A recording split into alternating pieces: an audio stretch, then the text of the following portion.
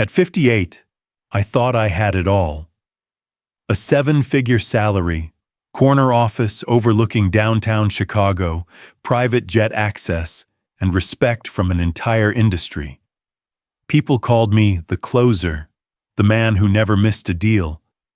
Then my daughter looked me dead in the eyes on her wedding day and whispered, "Thanks for nothing, Dad," before walking past me like I didn't exist. In that moment, the weight of every missed piano recital, every birthday I rescheduled, every silent dinner I justified with a bonus, crushed me harder than any business failure ever had. I had spent 3 decades building a legacy of skyscrapers, but not a single memory my daughter wanted to keep. I had paid for her college but couldn't name her best friend. I had bought her a car but missed the moment she got her license. I had told myself 1,000 times that I was doing it all for her, but when she walked down the aisle without asking me to give her away, when she chose a neighbor over me to be the father figure in the wedding photos, I realized I hadn't just missed moments. I had forfeited a relationship. What happened next forced me to confront everything I thought success meant. This story isn't about a man who regrets his career. It's about a man who learned, too late, that being present is worth more than being powerful.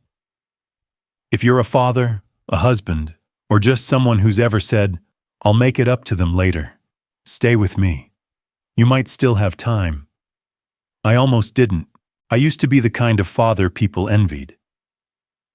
Back when we moved into our first house, a modest 2-story in the suburbs of Chicago, I spent every weekend building it into a home. I laid down the hardwood floors with my own hands, painted the nursery a soft yellow, installed a swing set in the backyard even before Emily could walk. Linda would tease me about overdoing it, but I loved the look in her eyes when she saw me in dad mode. Emily came 2 years into our marriage. I still remember the way her tiny hand wrapped around my finger in the hospital. I'd never felt more responsible or more alive.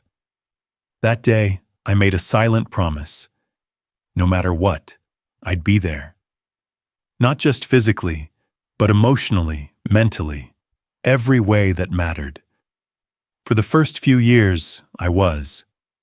I left work early to bathe her, read Goodnight Moon for the 1,000th time, and sing lullabies out of tune just to make her laugh. Linda and I had date nights on the first Friday of every month. Nothing fancy, just burgers and a movie, but they felt like gold. I'd race home just to see Emily take her first wobbly steps, or to hear her say "Dada" from her crib. Our fridge was covered in crayon drawings. The hallway walls were lined with framed photos. First Christmas, first birthday, her wearing my tie as a scarf. It was the kind of life that looked like a magazine spread. Friends would come over and say, "Greg, you're doing it right." And for a while, I believed I was. Then came the offer. My firm landed a high-profile deal downtown, a new commercial plaza near the Loop. My boss pulled me aside, said, "This is your chance to go big, Greg. Handle this well, and you're on the partner track." It was supposed to be temporary, just a few late nights, a few working weekends. After this deal closes, I told Linda, we'll take that trip to Lake Michigan, just us 3. The trip never happened. The first weekend I worked through, I missed Emily's daycare talent show. I had promised to record a video message cheering her on. I forgot. Linda said she sang anyway, searching the crowd for me. The second weekend, I stayed at the office overnight. Linda texted me a photo of Emily asleep on the couch, clutching the book we usually read together. I convinced myself I was still being a great dad. I was paying for everything, tuition, groceries, even saving for college. Emily had the best clothes, the newest toys. She never went hungry. She never went cold. I mistook providing for parenting. One night around year 4, I got home earlier than usual. It was just past 7 p.m. The house was quiet, lights dimmed. I walked into Emily's room, expecting her to run to me like she used to. She looked up from her coloring book, blinked once, and said, "Hi." No hug, no squeal, just hi. Like I was a visiting uncle, not her father. Linda was folding laundry in the hallway. "You're early," she said, surprised. Emily already had her bath. "I thought I'd read to her tonight," I offered. She hesitated. She already picked out a book and read to herself. I stood there in the doorway, unsure what to do with my hands. In that moment, something twisted inside me. Not guilt, at least not yet. Just confusion. I had been working so hard for them. Wasn't that enough? That night, I stood in front of the fridge looking at all the pictures. I hadn't noticed before how old most of them were. Emily still had baby cheeks in every photo. The swing set outside had started to rust. The crayon drawings were curling at the corners, sun-bleached and ignored. I realized we hadn't taken a new family photo in over a year. And yet, I told myself it was fine. I was doing this for her future, for our retirement, for security. I was a good father, I told myself, because I never missed a payment, never forgot a bill, never let them down financially. I didn't notice, or refuse to, that they were no longer asking for money. They were asking for time. But I was already in too deep. Promotions came, bonuses stacked up. My name started appearing in trade magazines. Clients asked for me by name. I couldn't slow down. Not now. Besides, I still kissed Emily goodnight, even if she was already asleep. I still called Linda every afternoon, even if it was just to say I'd be home late. I thought that counted. Looking back, it's astonishing how quickly the shift happened. The first 4 years of Emily's life, those magical, laughter-filled years, slipped into memory like sand through fingers, and I clung to them like proof. Every time someone hinted I might be distant, I'd point to those early years. "You should have seen me when she was little," I'd say, as if being a good father once meant you always were. I was wrong, but I didn't know that yet. Not then. The call came on a Thursday morning. "Greg," my boss said, "I want you to fly to San Francisco this weekend. We've got a shot at landing the River Point Tower deal. $2 million in commission if we close." I paused. Emily's first ballet recital was that Saturday. She had been practicing for weeks, pirouetting around the living room in a glittery pink tutu. Every night she'd ask, "Daddy, will you be there?" And every time I answered, "Of course." But the River Point deal wasn't just another listing. It was the kind of project that could catapult me into the firm's inner circle. I hesitated for less than a minute. "I'll book the flight," I told my boss. That night at dinner, I broke the news. "I have to travel for work this weekend," I said, trying to sound casual. Emily's fork clattered against her plate. "But my recital." "I know, sweetheart. I'm so sorry, but this is really important. I promise I'll make it up to you." Her eyes welled up, but she nodded without saying anything. Linda stared at me. "Greg, she's been counting on you." "I'm doing this for her," I said too quickly. "For both of you." Friday night, I left before Emily went to bed. I kissed her forehead while she slept and whispered, "You'll do great." I told myself she'd understand when she was older. The meeting in San Francisco went long. My phone buzzed repeatedly, but I ignored it. We were in the middle of negotiations. Contracts, clauses, numbers. I was in my element.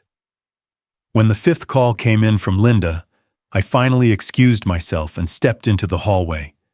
"Greg," she said, her voice sharp with panic. Emily fell backstage. She tripped during rehearsal. She broke her arm. What? My stomach dropped. She was asking for you. She was crying for you. I couldn't reach you for 5 hours. I stood there in my suit, surrounded by glass and chrome, with a multi-million-dollar contract in my briefcase, and the image of my daughter in a hospital bed burned into my mind. I flew back the next morning. At the hospital, Emily was asleep. Her arm was in a pink cast covered in signatures. Linda sat beside her, arms crossed, eyes tired. She kept asking why you didn't answer, she whispered. Why you didn't come. I didn't have an answer. I got the deal, I said, as if that somehow balanced the scales. Linda shook her head. That's not the win you think it is. I stood beside the bed, looking at my daughter's tiny arm in that cast, and I told myself this was just a one-time miss, a fluke. I'd make it up to her. And for a while I tried. I bought her the biggest stuffed animal I could find, took her to the zoo, ordered a custom cake with a ballerina on top. She smiled. She laughed. But something had shifted. That night, as I tucked her in, she asked, "Daddy, will you be at my next recital?" "Of course," I said. But I already knew the answer might be no. Work didn't slow down after River Point. It accelerated. I was now on the radar of the firm's senior partners. My name showed up in industry press. Colleagues stopped me in the hallway with, "He's the guy who landed River Point." My ego swelled. So did my calendar. Linda began to manage everything at home. School pickups, doctor appointments, piano lessons. I convinced myself it was just a temporary imbalance. This is the hard part, I'd say. Once I make partner, things will get easier.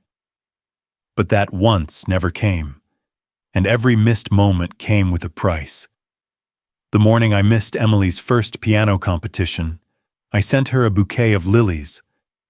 The day I skipped her science fair, I promised we'd go out for ice cream. We never did. I became fluent in apology, efficient in excuse. I'm doing this for us. She'll understand when she's older. This is how the world works. But the world didn't sit beside her at night. The world didn't cheer from the front row. The world didn't get the whispered questions she used to save just for me. "Daddy, how do clouds float? Why do stars twinkle?" She stopped asking. And still, I told myself I was doing okay, because Emily never screamed, never rebelled, never told me I was failing. She was polite, quiet, smiled when I was home, hugged me goodbye without asking when I'd be back. I mistook her silence for understanding. The truth was, she was already learning to live without me. The invisible trap of success isn't the ambition, it's the justification. I wasn't chasing money for its own sake. I was chasing it because I thought it made me a better father. But the things that make us feel needed, money, status, admiration, can also be the very things that make us absent. And I didn't see it. Not yet. There was no single moment when Emily stopped hugging me. It wasn't a dramatic scene or an argument. It was subtler than that. So subtle I didn't even notice it was happening. One day, I came home from a trip to Boston. She didn't run to the door like she used to. I chalked it up to her being tired. Kids go through phases, right? The next time, she waved from the living room but didn't get up. A few weeks later, she barely looked up from her book. I thought she was just growing up. 8-year-olds have moods, hobbies, distractions. I didn't realize that I had become one of the distractions she had learned to live without. Linda never mentioned it. She had grown used to filling the silence I left behind. School runs, dentist appointments, parent-teacher conferences, she handled it all. She no longer asked if I'd be available. She just assumed I wouldn't be. Still, I believed we were okay. One evening I arrived home early. A rare thing. I found Emily in the kitchen, painting quietly. "Hey, sweetheart," I said, dropping my briefcase. "Hi," she replied, not looking up. I sat beside her. "What are you painting?" "A rabbit," she said. "It's for art class." I waited for her to ask about my trip, to share something from her week. She didn't. "I missed you," I offered. She nodded. "I know." That was it. No smile, no hug, just calm, practiced detachment. After she went to bed, I stood in the hallway staring at the door to her room. It felt closed in more ways than one. Linda walked past me without a word. I followed her into our bedroom. "Is something going on with Emily?" I asked. She looked up from folding laundry. "She's adjusting." "To what?" "To you not being here." "That's not fair," I said, the words reflexive. "I'm doing this for us." "I know," she said, and her voice was too even, too tired. "But that doesn't mean it doesn't hurt her." I sat on the edge of the bed. "Do you think she resents me?" Linda hesitated. "I think she's learning how not to expect you." I didn't sleep well that night. A few weeks later, while looking for a charger in Emily's room, I opened the drawer of her desk. I wasn't snooping, at least I didn't think I was. But something caught my eye. A notebook with a sparkly blue cover, slightly worn at the edges. It was her journal. I know I shouldn't have opened it, but I did. The first few pages were innocent. Doodles, quotes from books, little poems. Then I saw it, scrawled in large block letters at the top of one page. "The Monthly Stranger." That's what she called me. The entry read, "He's back again. Says he missed me." I nodded. I don't know what to say anymore. He brings gifts and calls it love. I call it scheduled affection. I stopped reading. The words blurred on the page. I closed the journal and put it back where I found it. That night, I sat in my office, staring at the dark window. My reflection stared back. A man in a suit who didn't know his own child. How long had I been a stranger in my own home? The next morning, I tried to make pancakes. Burned them. Emily smiled politely, took one bite, then pushed her plate away. I didn't try again. I began to notice the small things. She no longer called out, "Daddy," when I came home. She no longer asked me to tuck her in. When I kissed her goodnight, she turned her cheek instead of meeting my eyes. She had learned to protect herself from disappointment. Meanwhile, Linda grew quieter too. She still asked about my trips, but there was no warmth behind the questions. Just protocol. I caught her texting late at night once, smiling softly. When I asked, she said it was a co-worker from the community center she volunteered at. "He's funny," she added casually. I didn't press, because deep down, I knew it wasn't an affair. It was something else, something I hadn't given her in years. Attention, listening, presence. She wasn't cheating. She was escaping. I had made our home feel like a layover, and no one thrives in a layover. But I didn't say anything. I didn't change course. I simply added more work to my plate, told myself this season of distance would pass. I kept believing that success would eventually buy back their trust. That's what made the silence so dangerous. It made me think everything was manageable. Until one day, it wasn't. The envelope was sky blue, sealed with a sticker of a small silver star. I found it on my desk one evening after work, neatly placed atop the unopened stack of contracts and architectural blueprints. My name was written on the front in Emily's handwriting. Still looped, but tighter now, more mature. Inside was a single card, handmade. On the front, she had drawn a cartoon version of herself in a party hat, holding a slice of cake. Inside, the message was short. Dad, I'm turning 16 next Saturday. We're having dinner at 6, then cake at 7. This time, I really want you to be there. Emily. I stared at it for a long time. It wasn't the first birthday I had missed, or tried to make up for. But this felt different. She had asked, not just informed, not guilt-tripped or joked. It was a clear, vulnerable invitation. I blocked the day on my calendar immediately. The following Monday, I was packing for a midweek trip to New York when my assistant poked her head into my office. "Hey, Mr. Langley wants to see you. Now." Langley was our CEO. Inside his office, he got straight to the point. "We've got the Parkland developers on the hook. If you can close them by Saturday, the board will vote to promote you to executive vice president next quarter." I blinked. Saturday? Deal closes over the weekend. Dinner meeting. Their VP is flying in from Dubai.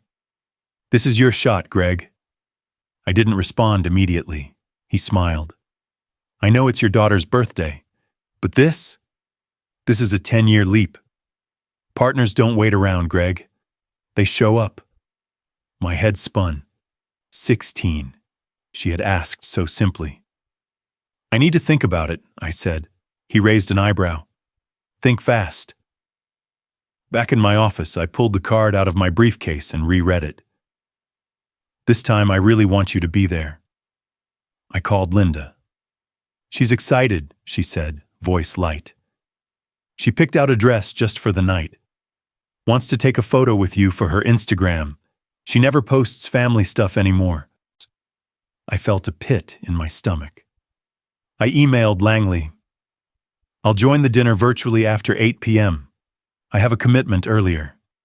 I thought that would be enough. Saturday came. I bought a new dress shirt, wrapped a silver necklace I thought Emily might like. At 5:55 p.m., I walked through the front door with a cake in one hand and the gift in the other. Emily was glowing. She wore a pale blue dress, her hair curled at the ends, mascara too heavy for my liking, but still, she looked radiant. "You came," she said. "Of course," I smiled. "Wouldn't miss it." We had dinner in the backyard under string lights Linda had put up. The table was full. Emily's friends, some cousins, neighbors. I laughed. I told stories. I tried. At 7:10 p.m., just after the candles were blown out, my phone buzzed. Langley. I ignored it. It buzzed again. Then again. I turned it over, but the screen kept lighting up. Finally, I stepped aside and answered. "I told you not to be late," he said. "They're ready to sign. I need your voice in the room. 10 minutes. I nodded, already walking inside. I spent the next 20 minutes in the study, pacing and negotiating, pitching numbers and deflecting doubts. When I returned outside, the cake was half-eaten, the chairs scattered, the music quieter. Emily was gone. Linda found me in the hallway. "She left with her friends," she said. "Didn't say goodbye." I looked down at the silver-wrapped box still in my hand. "She waited, Greg. I told her you were on a call, that you'd be right back. She sat there watching the door." I swallowed hard. I didn't mean to disappear. It was just one last call. Linda's voice was quiet. They always are. The next morning, I got an email from HR. Subject line: "Congratulations, executive promotion." I stared at the screen, then closed my laptop. That evening, I found the birthday card on my desk again. I flipped it over. On the back, in smaller handwriting, Emily had written, "If you come this time, I'll believe you mean it." I never got another card from her after that, From that day on, all invitations came through Linda. No more drawings, no more dad in her handwriting, just dates, locations, basic details. As if I were a guest, not a father. Singapore was 12 hours ahead. I was in a hotel suite on the 32nd floor, overlooking Marina Bay, rehearsing a presentation for a room full of potential investors.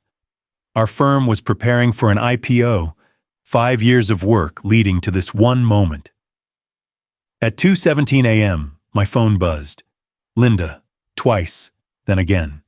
I muted it. I was mid-slide, tweaking the valuation chart, rehearsing the phrasing. Strategic expansion into Southeast Asia. The phone rang a fourth time. I finally picked up. Her voice was flat, controlled. Greg, it's Emily. She was in a car accident. My chest tightened. What? Is she okay? She's in the ER. They're running scans. She was driving home from school. A truck clipped her at the intersection. My mind spun. Is she conscious? She was, when they brought her in. But they sedated her for the scans. She has a broken collarbone. Possible concussion. They're keeping her overnight. I'll be on the next flight, I said, already reaching for my laptop. There was a pause on the line. She asked if you were coming, Linda said. She asked before they gave her the meds. I nodded, though she couldn't see it. I'm coming, I promise. I opened the airline app. The earliest flight was 9 a.m., arrival in Chicago, 7 p.m. next day. 28 hours total with layovers. I called my COO. Don't do this, Greg, he said. Not tonight. We pitched to the board at 10 a.m. This is the final leg. You leave now, you lose years of positioning. I hung up on him.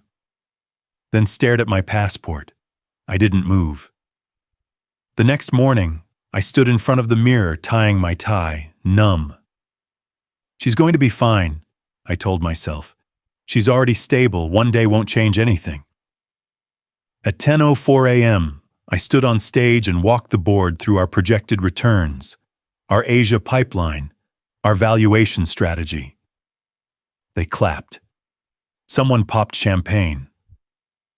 I returned to the hotel, packed in silence, and boarded a flight that evening. When I arrived at the hospital the next night, the nurse at the front desk recognized me. Room 212, she said. But they checked out this morning. I blinked. Excuse me? They left around 11. Your daughter's stable, no surgery required. I walked down the hallway to room 212 anyway. It was empty, bed stripped, lights off, but on the bedside table, folded in half, was a sheet of lined paper.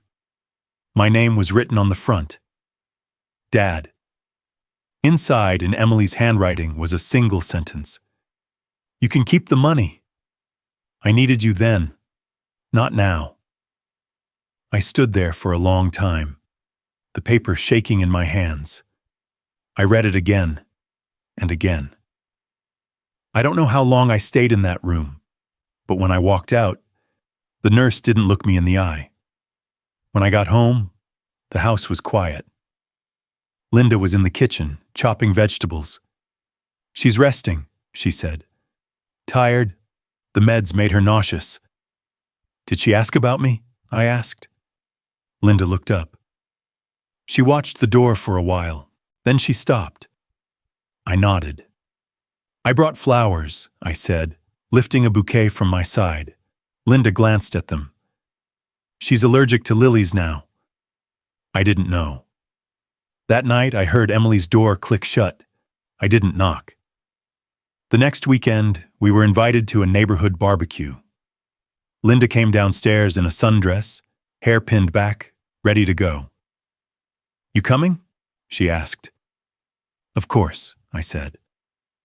At the party, people greeted us, smiled, asked how Emily was.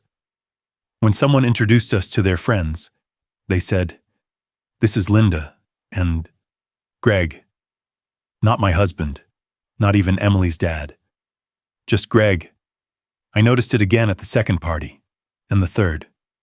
She never said the word husband again. She wasn't angry. She wasn't cold. She was separate. It was the kind of shift you don't notice right away, like drifting in a boat until the shore disappears. We still slept in the same bed, still ate dinner at the same table, but the space between us grew wider, and I didn't know how to swim back. The envelope was ivory with a gold foil lining. It arrived on a Tuesday, mixed in with bank statements and real estate offers. My name was handwritten in neat, slanted script across the front. Greg Thompson. I opened it slowly, unsure what to expect. Inside was a wedding invitation, Emily and Mark. Saturday, the 14th of June, St. Clair's Chapel, reception to follow. There was no personal note, no RSVP card addressed to Dad, just logistics, date, time, location. No, would you walk me down the aisle? No, can we talk before the big day? Still, I stared at it like a flare in the darkness. 3 years had passed since the hospital, since the note on the bedside table. I hadn't heard her voice since. I had sent cards for birthdays, holidays, even a few just thinking of you postcards from business trips. I never got a reply.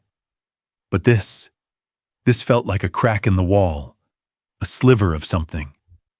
Maybe she was ready. Maybe this was her way of opening the door. Maybe she wanted to reconnect quietly, without words.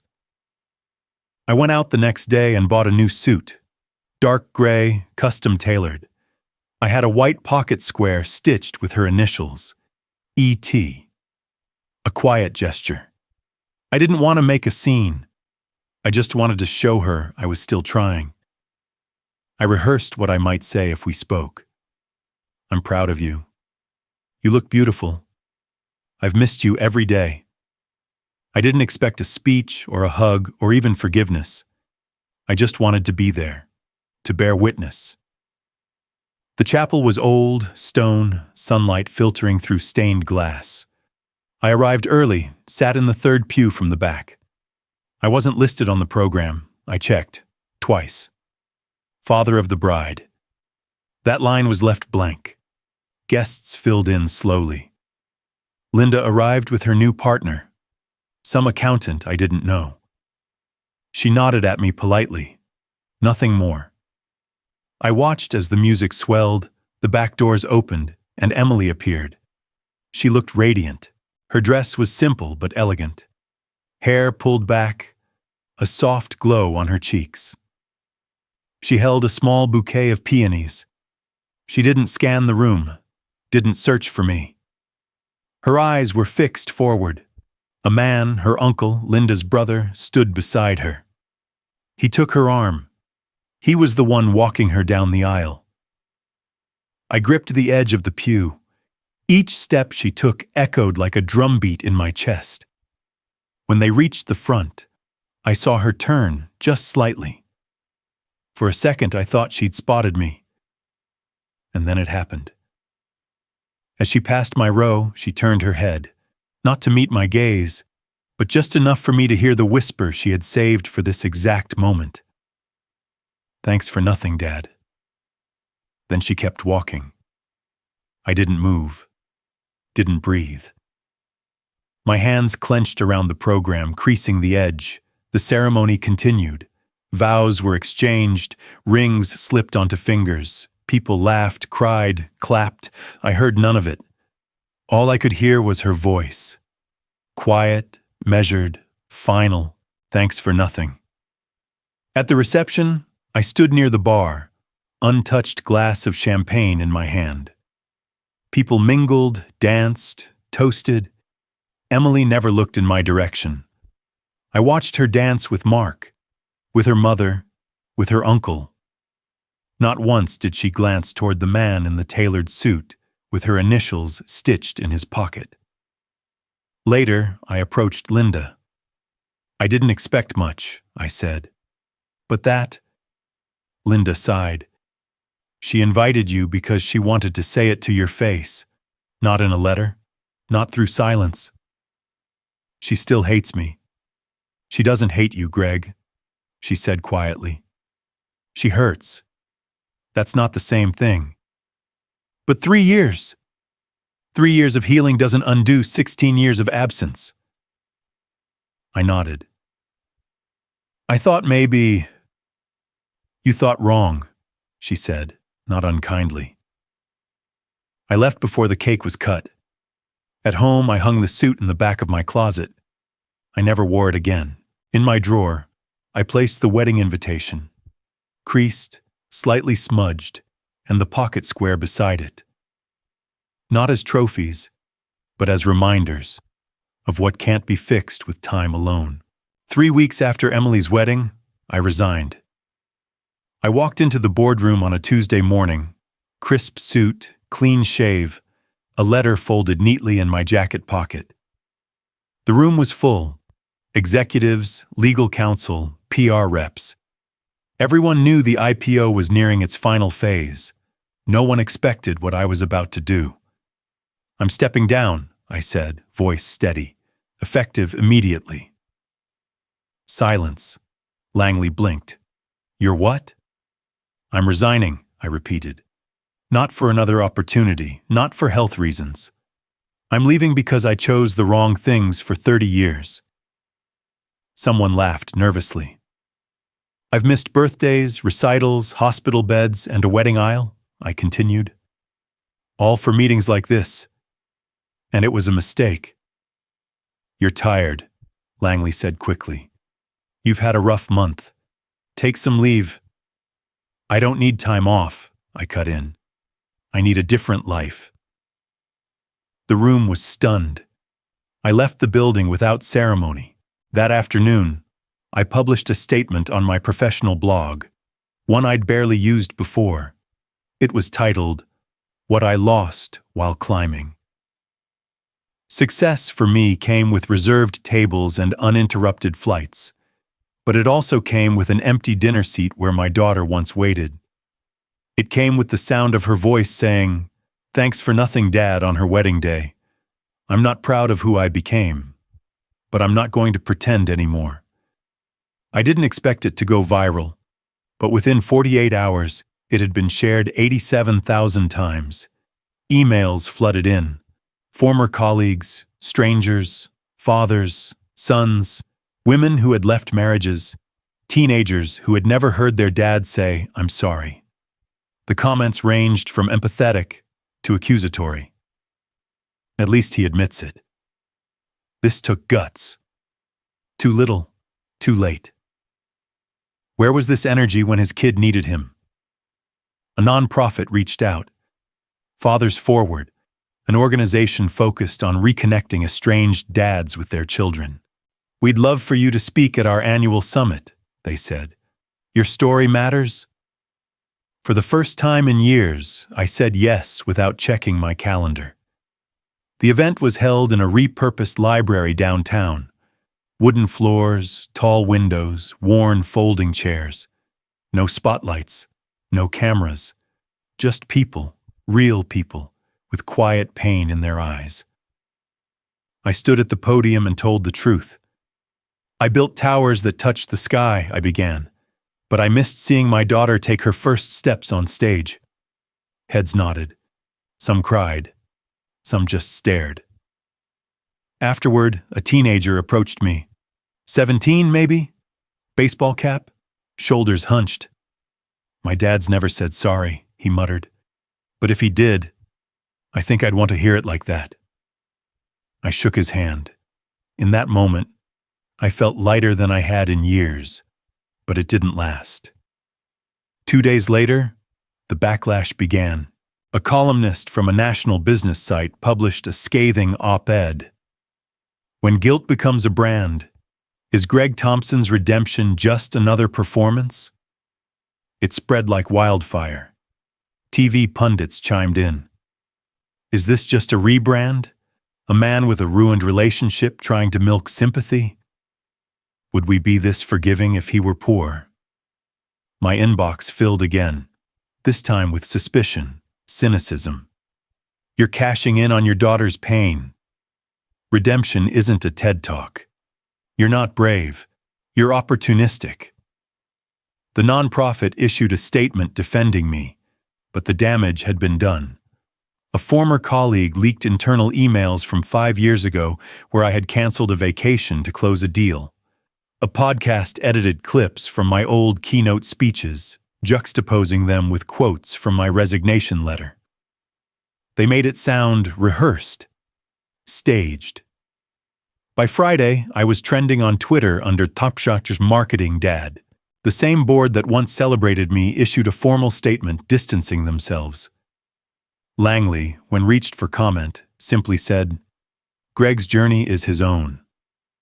In 1 week, my name had shifted from executive prestige to viral controversy. I tried not to read the articles, but I did. Every word. Linda called once. "You okay?" she asked, neutral.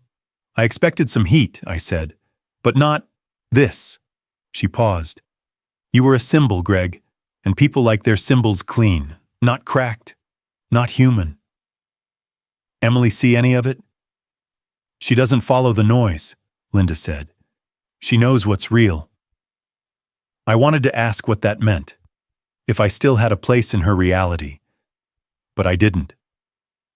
That weekend, I walked past a bookstore and saw my face on a magazine cover. Headline, "From Father to Failure. The Price of Public Confession." I didn't buy it. Instead, I bought a journal, leather-bound, simple, and on the first page I wrote, "Day 1, not for the world, just for her." I didn't know if Emily would ever read it, but I knew I had to write it anyway. Because for the first time, I wasn't speaking to a crowd. I was writing to my daughter. Even if she never read a word, I started with one letter. No agenda, no expectation. Just ink, paper, and the desire to speak without interruption.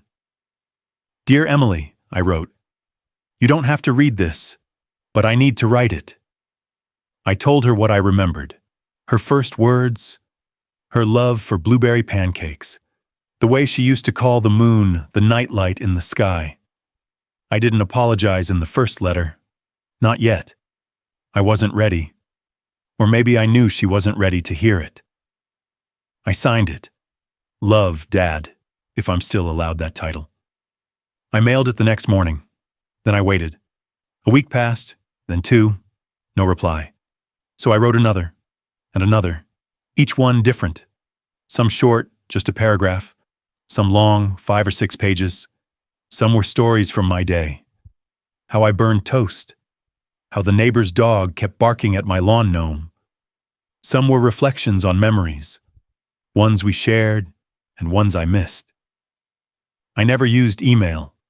Never sent a text. I didn't want to intrude electronically. The letters felt more deliberate, more vulnerable, more human. Each envelope carried the same address, her apartment on Ashland Avenue, and each letter ended the same way. Love, Dad, if I'm still allowed that title. I numbered them in the top corner, quietly, in pencil. 1 of 37, 5 of 37, 17 of 37. I didn't plan on 37. That's just how many there were. Sometimes I skipped a week. Other times I sent 2 in one day. Holidays, anniversaries, random Tuesdays when the silence felt particularly sharp. I imagined her routine. Coming home from work. Seeing the envelope in the mailbox. Rolling her eyes, maybe. Tossing it on the kitchen counter. Maybe reading a line. Maybe not. But I kept writing. Because the words weren't just for her anymore. They were also for me. Every letter was a confession, a chronicle, a reaching out. Not to demand forgiveness, but to stay tethered somehow, even by the thinnest thread. I wrote from parks, from hotel lobbies, from the corner booth of a diner I used to take her to when she was 5. I wrote when I was tired, when I was hopeful, when I was afraid I'd stop being remembered. Months turned to seasons. Summer burned into autumn, then froze into winter. Still no reply. By the 25th letter, I'd stopped checking the mailbox with hope. But I never stopped writing. Then, one day, I bumped into Linda at a grocery store. She was polite but guarded. "She's doing well," she said when I asked about Emily. "She's busy. She's working in publishing now." I nodded. "She gets the letters?" "Yes," she said. "She opens them?" Linda hesitated. "She doesn't throw them away."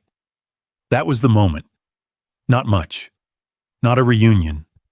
Not a bridge. But a crack in the wall. "She doesn't throw them away." It echoed in me for weeks. That night I pulled out my worn copy of the letter journal, the one where I logged what I sent. Titles, dates, any particular story or theme. I stared at the blank space after letter 28.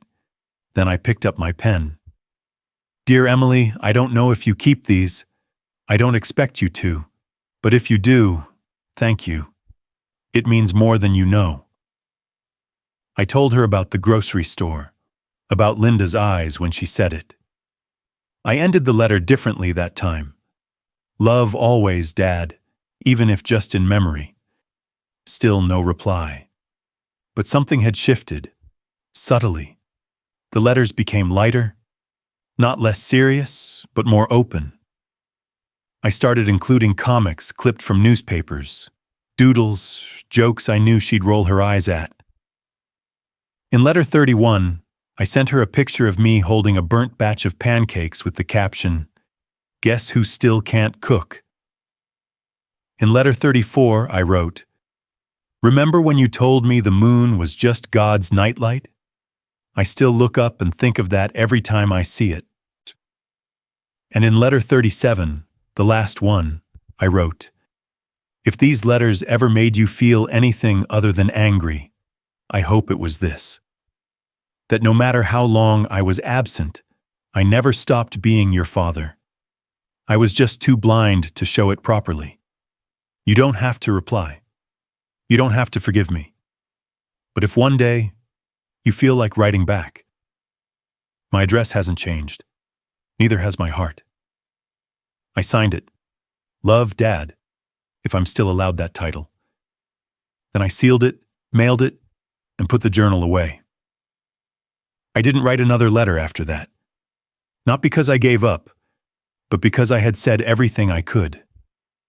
And because sometimes the loudest way to love someone is to be silent and wait. The phone rang on a Thursday afternoon.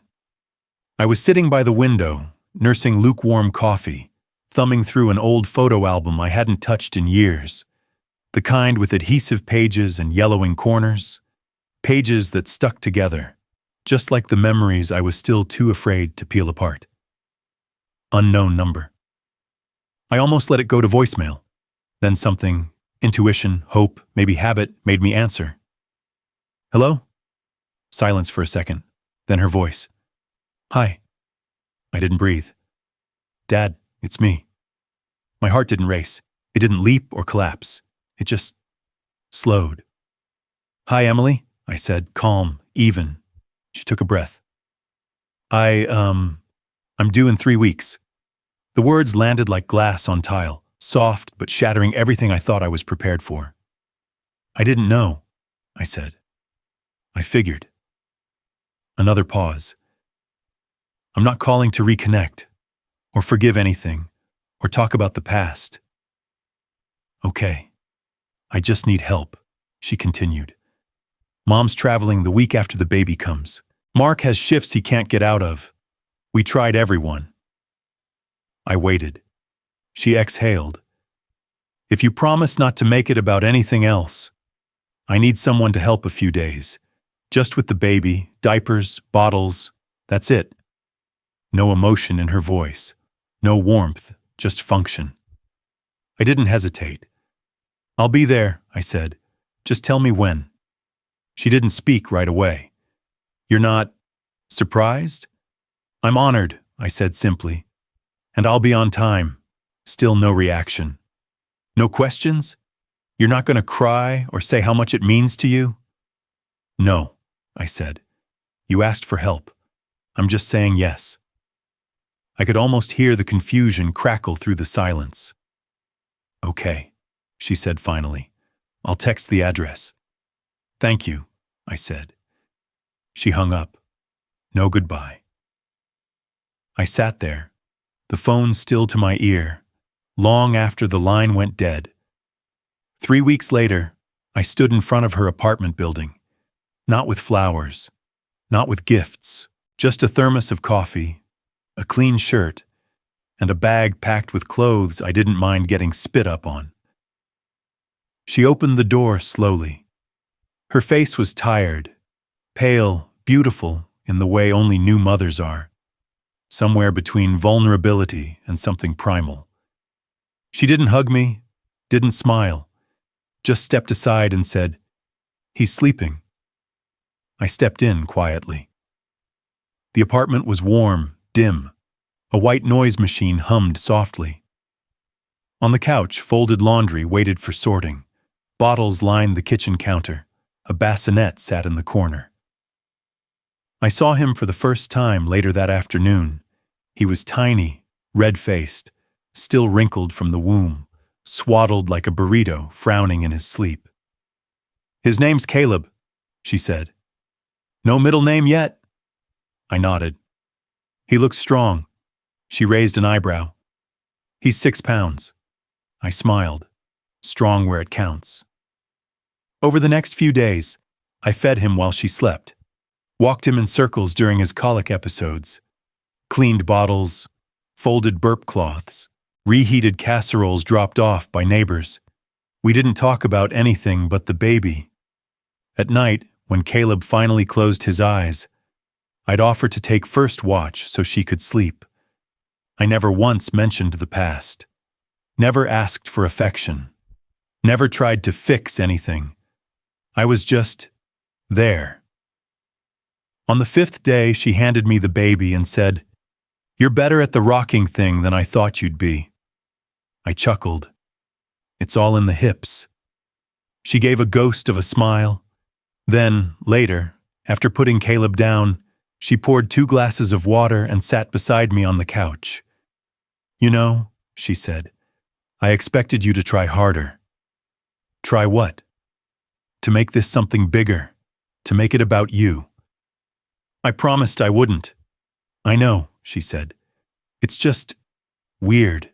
You're so quiet." I looked at her. "You asked for help, not history." "I guess," she said, voice softer now. "But I thought you'd react more, be emotional, be dramatic." I sipped my water. "That used to be about me. This is about you. And Caleb." She watched me for a long time. Finally, she said, "Most people write letters hoping to get something back." "I wrote them to give you space," I replied, "not to demand one in return." Her eyes didn't leave mine. "You remember how many you sent?" 37. She nodded. "I kept them." I didn't flinch. "They're in a shoebox under my bed." "I'm glad," I said. "That doesn't mean I've read them all." "You don't have to." She looked away. "I'm not saying I forgive you. I'm not asking you to."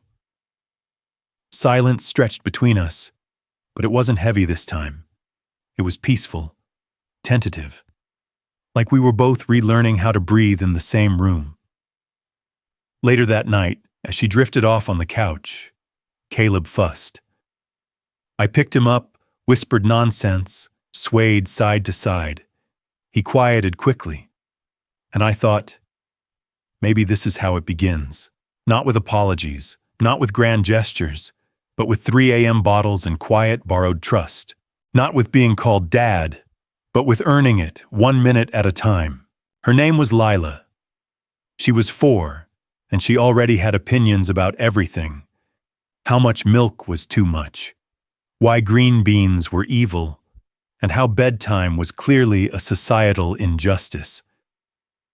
Lila was Emily's daughter, my granddaughter. She had curls like her mother used to, and a dimple that only appeared when she smirked. A smirk she used more often than not. It was a Tuesday night. Emily had an evening work call, and Mark was stuck at the hospital with a double shift. I volunteered without hesitation. The bedtime routine had become familiar. Bath, pajamas, 3 different requests for snacks, a negotiation over the number of stories allowed, and the inevitable stall tactics. I have to pee again. I need one more sip of water. I'm not sleepy yet. I played along. Tonight's story was The Velveteen Rabbit. Lila lay in bed beside me, tucked under a blanket with astronauts on it, clutching a stuffed fox she refused to name because, in her words, he hasn't told me yet. I read slowly, letting the rhythm lull her eyes halfway closed. When I turned the last page, she looked up at me. Grandpa? Yes, sweetheart. Did you used to read to Mommy like this? I froze. I could have lied. I could have said yes. Could have painted a picture of myself 30 years younger, sitting in a rocking chair, Emily on my lap, her finger pointing at pictures while I gave the characters funny voices. But I didn't, because Lila deserved the truth. No, I said quietly. I didn't. She blinked. Why not? Because I was busy. I thought work was more important. I thought there'd be time later. Lila studied me with those sharp eyes of hers, the ones that made you feel seen in a way that didn't let you hide. Was Mommy mad? Yes, I said. And she had every right to be. Lila nodded solemnly, like a judge making mental notes. Then she asked, Are you going to miss my stuff too? No, I said, without hesitation. I won't, I promise. Why not? I leaned closer, brushed a curl from her forehead. Because I learned, and I don't want you to feel the way your mommy did. I chose wrong before. I won't do that again. She yawned. Good. Then, without another word, she rolled over and pulled the blanket up to her chin. I sat there a while longer, just watching her breathe. Then I turned off the lamp. As I stood to leave, I saw her. Emily. She was standing in the hallway, one hand on the doorframe, the other pressed to her lips. Her eyes were wet. Her shoulders didn't move, no gasp or sob, just silent tears running down her face. We didn't speak.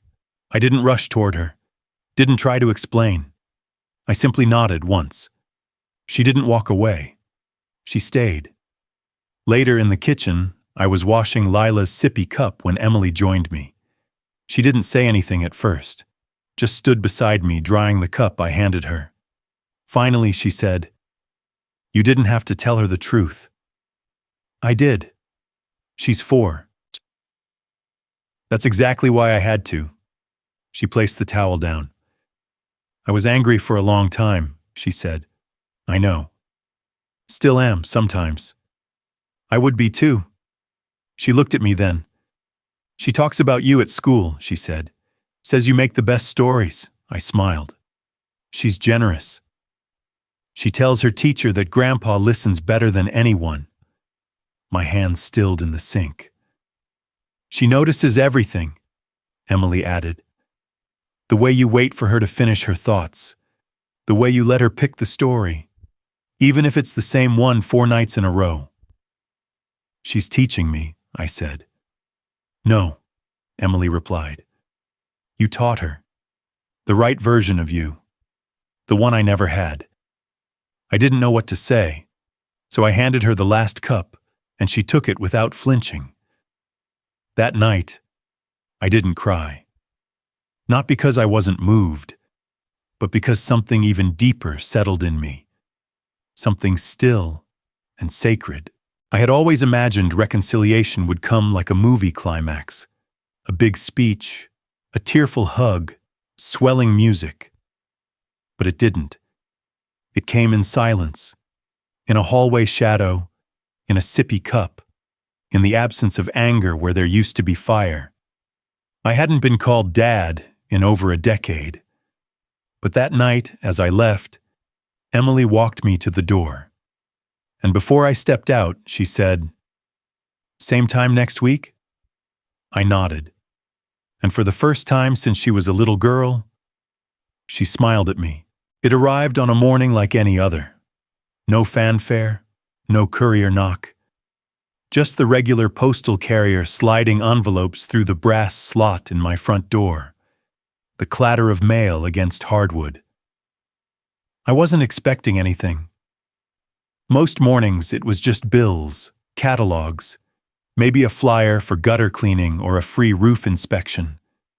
But that day, nestled between a utility bill and a real estate ad, was a plain white envelope, no return address, handwritten. My name in letters I knew like a song from childhood. Greg Thompson. I froze. I stood in the hallway holding it, the world narrowed down to the paper in my hand. My pulse ticked behind my ears, my breathing shallowed. I walked to the kitchen, sat down slowly, and placed the envelope on the table like it might break. I didn't open it right away. I let it sit there while I made coffee with trembling fingers. Let it breathe. Let myself breathe. Then finally, I slid my thumb under the seal. There was no card, no signature line, just a single torn piece of lined paper folded once, and on it, in her handwriting, "I saw you trying. Maybe too late, but I noticed." That was it. No love, Emily, no date, no explanation, just 12 words. I read them once, then again, then again. Each time, they landed deeper. 12 words that shattered more noise in my head than all the public apologies, all the letters, all the speeches I'd rehearsed, but never delivered. She saw me. Not the man I had been, not the father I failed to be, but the man I became. Too late for some things, maybe, but not too late for everything. She noticed. I folded the note carefully, deliberately, pressed the crease gently, like a sacred ritual. Then I opened my wallet.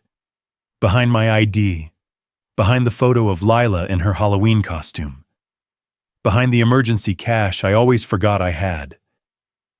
I placed the note there, not to carry around like a trophy, but to remind me, every day, that effort matters, that presence, even when imperfect, even when late, still holds weight. For years, I had defined redemption as a return to what was, a reattachment, a clean slate.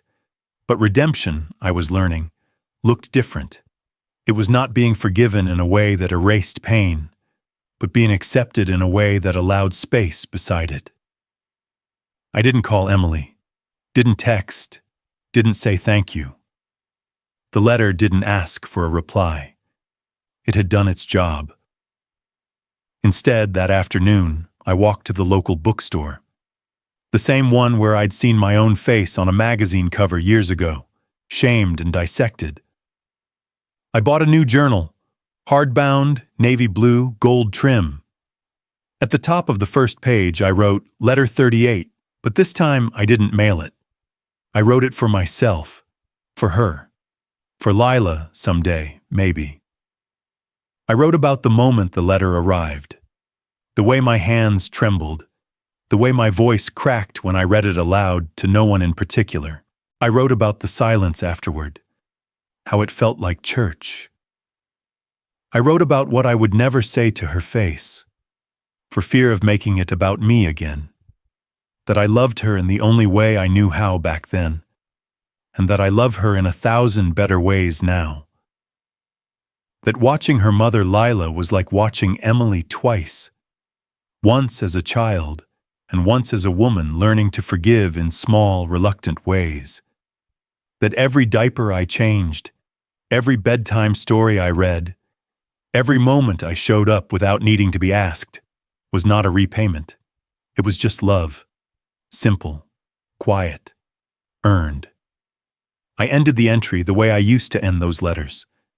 Love, Dad, with more gratitude than words will ever hold. Weeks passed, then months. Seasons turned again.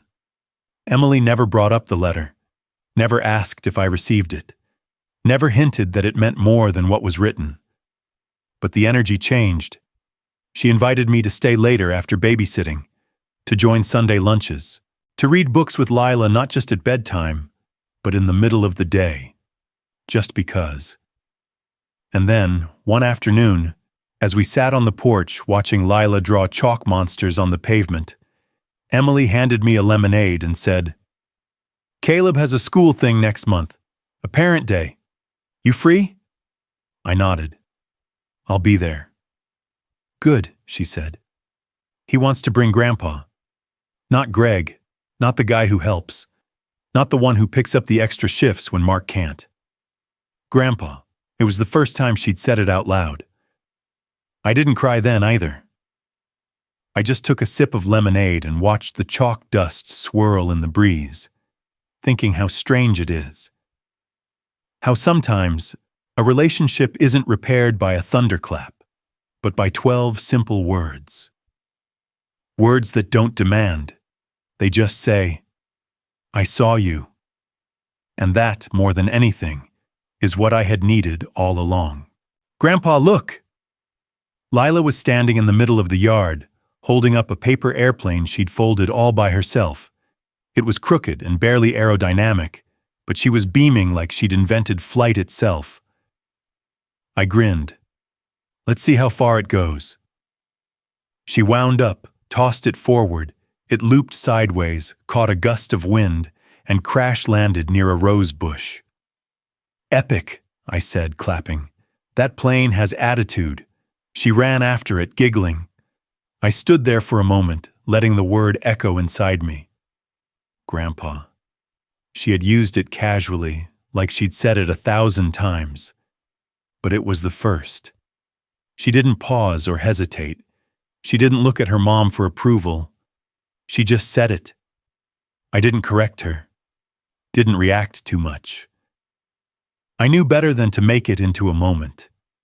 But inside, something softened. I carried that word like a fragile gift back into the kitchen, where Emily was rinsing fruit for lunch.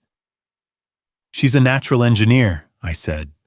She gets that from her mom," she replied. Emily didn't mention what Lila had called me, but she didn't need to. Her silence wasn't stiff. It was space, the kind you leave open for things to grow into. Later that evening, while the kids were asleep and Mark was dozing on the couch, Emily handed me a folded piece of paper. It was an ultrasound photo. I blinked. "Is this?" She nodded. "We didn't want to tell anyone until we passed the first trimester," she said. "Congratulations," I said, voice hushed. She sat beside me, her fingers playing with the corner of the coffee table. "We're having a boy," she said. I waited. She glanced over. "We're naming him Thompson." My breath caught. "His first name?" "No," she said. "His middle name." I looked down at the photo, black and white, a tiny blur of potential. She added, "Not to honor the man you were, but the one you've become." It was the kindest thing anyone had ever said to me. I didn't speak. I just nodded, because anything more would have ruined it. There were no grand reconciliations after that, no teary confessions, no drawn-out conversations revisiting the past. Just life. Normal, quiet, wonderfully mundane life. I helped with school pickups, sat through dance recitals, learned how to properly install a car seat, made sandwiches with the crusts cut off, watched cartoons I didn't understand. Lila made me bracelets out of pipe cleaners. Caleb, baby Thompson, used me as a teething post and drooled through every dress shirt I owned. Sometimes, when Mark worked late, Emily would call. "Can you stay an extra hour?" Always. We never spoke about the years I missed. We didn't need to. They were there, shadowed behind every smile, every glance, every small act of trust. But they no longer defined the room. What defined it now was presence. Not perfect presence, but consistent, unassuming, real. One day, Lila came home from school with a family tree project. She unrolled it on the table, pointing to the boxes. "That's Mommy. That's Daddy. That's Caleb. And that's you, Grandpa Greg." She had drawn me in a red sweater I didn't own, holding a balloon. Emily looked at the drawing, then at me. "She insisted on putting you right next to her," she said. I just smiled. On the day Caleb turned 1, we had a small party in the backyard. There were cupcakes and balloons and toddlers crying over stolen toys. Emily handed me a slice of cake and said, "You know, Lila tells people Thompson is named after a superhero." I laughed. "Hope she's not too disappointed when she finds out I can't fly." "She already thinks you do," Emily said. "Every time you lift her onto the monkey bars." That night, after the last balloon had popped and the last toy had been tripped over, Emily walked me to the door. "Before I left," she said, "you've never asked if I forgave you." "I don't need to," I replied. She nodded. "Good, because I haven't." I nodded too, and I know. "But I'm glad you stayed," she added, "even when it didn't look like it was going to matter." "That's the thing about staying," I said. "You only know it matters after you've done it long enough." She didn't hug me. She didn't call me Dad, but she looked me in the eye and smiled. And that, more than anything, was enough. As I walked down the driveway, I reached into my wallet and touched the folded paper tucked inside. "I saw you trying, maybe too late, but I noticed." It was still there, worn soft from being opened and closed, faded from the imprint of my thumb over time. Some days I still feel the weight of what I missed, but more often now, I feel the quiet warmth of what I gained by staying. And when Lila calls out, "Grandpa," across a crowded playground, when Caleb reaches for me with chubby, determined fingers, when Emily lets me hold space in her home without asking me to explain how I got there, I know this is what redemption looks like. Not a clean slate, but a second chance that never announces itself. Just a whisper, tucked into a life rebuilt. You're still here, and this time, you stayed.